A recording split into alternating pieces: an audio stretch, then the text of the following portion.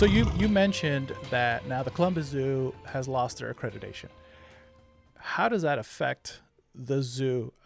Because to your average, person like, just wanting to go to the zoo, they're not looking for that sort of thing. At least, Right.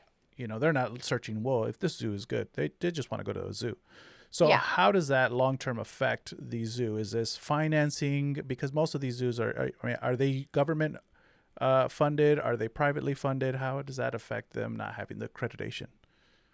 So you're right, absolutely right. For the average zoo goer, like they're not going to notice any difference, Sure. and they're not going to care because the zoo's not going to seem any different. Right. So their experience won't change. Right. It's the zoo's experience that's going to change because, while these zoos are typically run by profit management organizations, Mm-hmm. it does put them at risk for losing access to certain funding. Mm-hmm. And possibly even more importantly, loss of access to the AZA's population of animals. Mm-hmm. Because let's not forget, the way that the zoos do their business is Yeah. by trading animals for breeding purposes Right. in order to keep some semblance of genetic diversity, and to keep their exhibits populated. Right. When, say their one tiger they have passes away, like they need to go find a tiger from another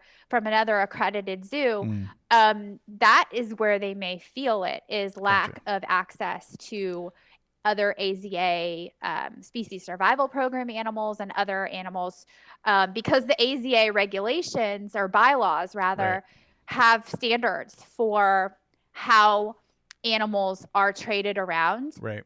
and whether they are supplied to other facilities who aren't accredited. And Gotcha. that's where they may feel the sting. And also on top of that, there may be donor decisions about, that could be impacted by this. People who do, maybe the more sophisticated donor Right. who's really upset to find out that not only has their money been embezzled, as is still being investigated by the Attorney General of the state of Ohio, but they they've been lied to along with the rest of us too. So Sure. I think some donors may say, well, this is just a little black eye that they'll bounce back from. And I think that's largely true. Right. I think Columbus Zoo has the opportunity to emerge as a leader in the field if they're willing to kind of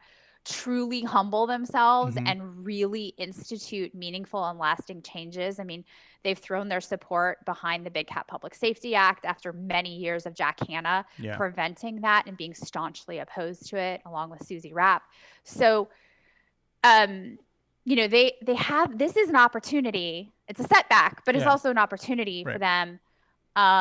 But yeah, I think lack of access to certain types of funding and also animals.